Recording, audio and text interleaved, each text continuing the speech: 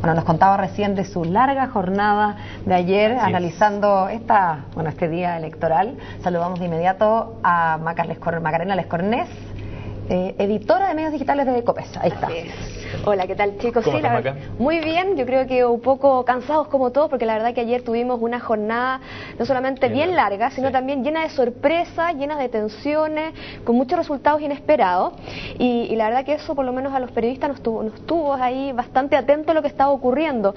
Y también se ha dicho de paso, tuvimos muy rápido los resultados, algo que había muchas dudas si se iba a lograr, se implementaba un nuevo sistema y afortunadamente la verdad que a las pocas horas de empezar a cerrar las mesas ya rápidamente tuvimos tendencias con porcentajes bastante altos, salvo yo creo que Ñuñoa, que la tuvimos hasta el último minuto con disputa cuerpo a cuerpo, el resto la verdad que se definió bastante rápido. Quizá para algunos sorpresa, para otros para nada, algo previsible, era yo creo uno de los grandes temas de esta elección, que era la abstención, la posible abstención, teniendo en cuenta que estrenábamos el sistema de voto voluntario. Había un poco de incertidumbre cómo se iba a comportar el padrón electoral, puesto que había muchos que apostaban a la suerte de cultura cívica del chileno, diciendo que iba a repetir lo que era la participación tradicional. Una participación que, si uno ve el total acumulado desde el año 90 hasta la fecha, estaba por sobre siempre el 50% acumulado, si vemos todas las elecciones juntas. Por lo tanto, mucho de repente, incluso había gente que lanzaba bastante buenos augurios diciendo que podíamos estar en el 60%, la verdad es que no estuvimos ni cerca, y todos los malos presagios que hablaban de que podíamos bajar del 45% o estar en torno al 45%, la verdad que estuvieron bastante cerca. Ahora, ¿qué es lo que se abre con este nuevo panorama? Hay quienes dicen no hay de qué preocuparse, es algo normal en la primera elección con el voto voluntario, y sobre todo teniendo en cuenta que lo aprobábamos con una elección que tradicionalmente no concita la adhesión de la gente. Con poca gente. Y es algo bastante curioso, porque en las encuestas, cuando se le pregunta a la gente cuáles son los temas capitales para ellos, todos tienden a decir que son precisamente los temas que tienen que ver con la responsabilidad comunal. Te hablan de educación, te hablan de seguridad ciudadana, te hablan precisamente de temas que tienen que ver con los gobiernos más locales. Por lo tanto, es curioso que para la gente la elección municipal casi no tenga importancia y se vayan a las presidenciales. Pero bueno, eso es uno de los factores a tener en cuenta. Y lo otro, por supuesto, es saber si se va a abrir o reabrir finalmente el debate sobre el voto obligatorio. Pocos días antes se hablaba de los arrepentidos del voto voluntario, sobre todo de sectores concertacionistas, que decían que querían revisarlo. Y algunos incluso decían de modificar el voto voluntario agregándole alguna cuota de obligatoriedad, es decir, que la gente que quisiera algún tipo de ayuda del Estado, de algún tipo de subvención, tenía que tener al día su, entre comillas, cartilla electoral. Es decir, si yo voto, puedo demandar que el Estado me ayude.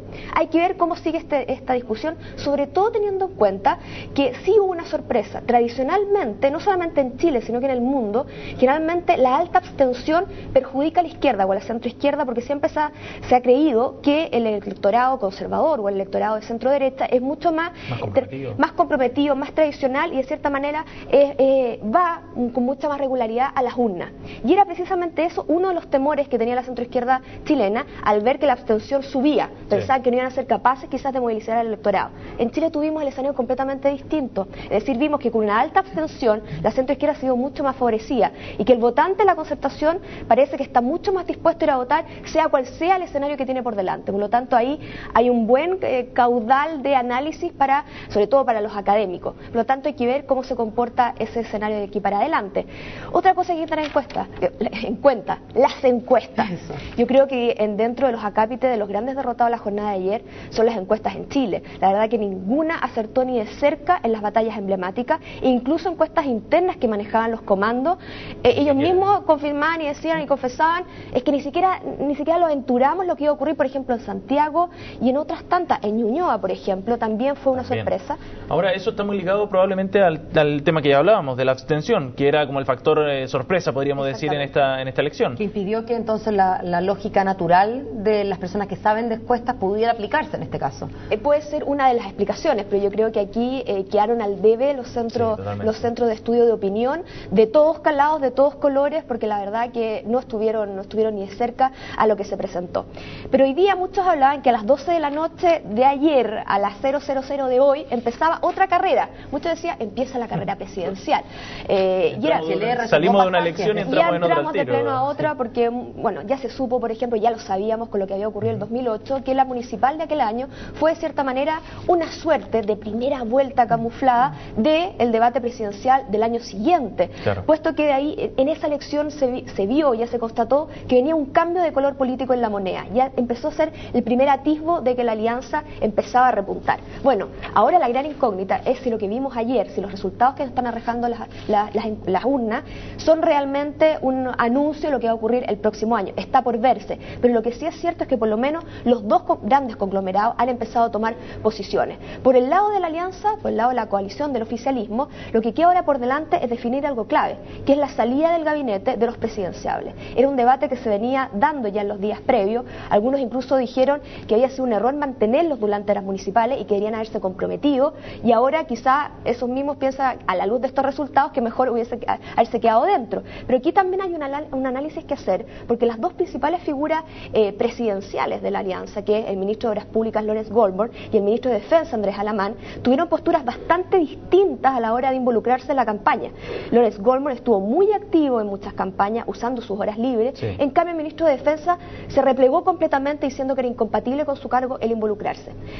Y destacaba, resaltaba, de hecho, perdona Maca, el ministro Alamán destacaba ayer de alguna manera, fue como decir, bueno, les dije, era mejor que nos quedáramos fuera de la participación. Es interesante la columna de Peña de ayer sobre una comparación entre Alamán y Goldberg, o un paralelo, y cómo Peña compara a Alamán con Lagos, políticos de carrera, y no así tanto... Ahí se notan los años de oficio que hay en esto. Ahora también hay que ser bastante sincero, ese análisis se hace ahora ya sabiendo el resultado de las urnas. Después de la batalla, dices Después de la batalla, de las sorpresas en la batalla, porque muchos, y la gran mayoría, muchos aventuraban que la alianza iba a mantener gran parte del apoyo del año 2008, por lo tanto es distinto. Pero convengamos que Andrés Alamán pareciera no haber tenido en cuenta un tema de batalla, digamos. Andrés Alamán, a mí no me pareció que esto fuera una técnica de campaña, me pareció más bien, y yo le creo cuando él dice, yo siempre consideré que esto no se hace y no se hace.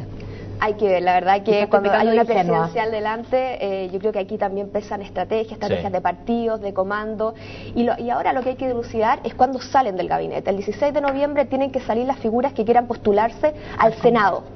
¿Los presidenciales tienen fecha? No, sea, si quieren postular a la presidencia. No, ellos pueden salir en cualquier minuto. El problema que tienen es los que van al Senado, porque a ellos sí se les exige un plazo. Por lo tanto, ahí empieza a presionar aún más Renovación Nacional, que es la que siempre ha estado, de cierta manera, dando la batalla porque salgan rápido del gabinete. La UDI es la que se ha opuesto un poco y pide que se mantengan dentro. Por lo tanto, ahora vamos quizás a tener un adelanto, quizás de la salida, sobre todo de esta figura, para que puedan involucrarse más en la campaña, y también para los ministros que vayan a ser senadores, también ser quizás una nueva bala para el oficialismo de cara a las senatoriales del próximo año, de cara a las parlamentarias, sobre todo teniendo en cuenta los resultados de ayer, que algunos son preocupantes a nivel regional. En el otro lado, en la concertación, que también empiezan a sacar sus cálculos, es interesante lo que ocurre, porque en el lado de la concertación, de cierta manera, se jugaba quién iba a estar a cargo del programa de gobierno. ¿Y eso en qué sentido? Es porque la coalición opositora tiene claramente dos almas, y eso se manifestó ayer con los dos pactos, iban divididos. Por un lado, un pacto que era el de la democracia cristiana con el Partido Socialista, que es de cierta manera el corazón de la concertación, la columna vertebral, la parte más tradicional de la concertación. Y por otro lado teníamos el polo más progresista, que de hecho se alió con los comunistas, y que siempre han quizás remado, y alguna parte de ese sector también ha postulado que es la hora de cerrar la concertación y ampliar el bloque opositor. Y girar a la izquierda. Exactamente. De cierta manera, saber cuál de estos dos bloques ganaba era porque aquí son gallitos de pulso, o sea, finalmente es, a ver, ¿quién aquí tiene más peso? Y ayer se vio, por lo menos a nivel electoral, lo que arrojan los resultados municipales, que el bloque de CPS pesa más que el otro bloque. Por lo tanto, a la hora de redactar el programa, es decir, dónde va a estar el corazón, puede que ello pese. Hay que ver qué es lo que ocurre de aquí para adelante. Y ojo con lo que pasó con el Partido Comunista, que puede ser ahora, si ya era una pieza fundamental, puede serlo aún más. Desplazó a los radicales como fuerza política. Entonces el Partido Comunista ganó una municipalidad que no está estaba prevista, como era Recoleta con Daniel Jadwe. Estuvo a punto de hacerlo en Estación Central, además. Camilo Ballesteros dio una pelea hasta el último minuto, casi equiparable con la de Ñuñoa, voto a voto. Por lo tanto, la verdad que los comunistas se plantan como una fuerza que ya no es una fuerza marginal ni la cual se puede prescindir. Por lo tanto, el debate dentro de la concertación también puede que se abra para ambos lados. Por un lado, la democracia cristiana, que sale muy robustecida, ganando alcaldías clave como Maipú, Concepción, La Reina, o sea, el lado más, si se puede decir, de centro derecha dentro de la concertación,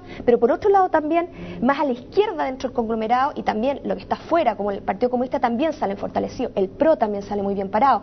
Por lo tanto, vamos a ver quizás cómo se rebarajan las cartas de cara a las presidenciales del próximo año. Acá una pregunta, hemos hablado y hemos escuchado mucho sobre el Pato Cojo a propósito del último año del gobierno de Sebastián Piñera. ¿En qué posición queda el Pato después de este resultado? Yo aquí apelo a una frase que hoy día viene en una columna de Héctor Soto, donde habla que políticamente el gobierno de Piñera ayer se terminó. Es decir, políticamente ya está. O sea, lo que tenía que entregar políticamente ayer era su última oportunidad, porque era de cierta forma lo que le entregaba como sustento electoral a su conglomerado. Él decía, en esa columna que recomiendo en la tercera, decía, se acabó políticamente. La verdad que se sabía que una vez que terminaran las municipales ya entrábamos a tierra derecha a las presidenciales. Cuando venga el cambio de gabinete vamos a ver que el actual equipo que acompaña al presidente Piñera ya va a ser el equipo de cierre, el equipo que va a estar encargado más bien de cerrar las llaves por fuera, más que el que está encargado de cerrarlas por dentro. Sí. Entonces, claramente se van a salir seguramente figuras emblemáticas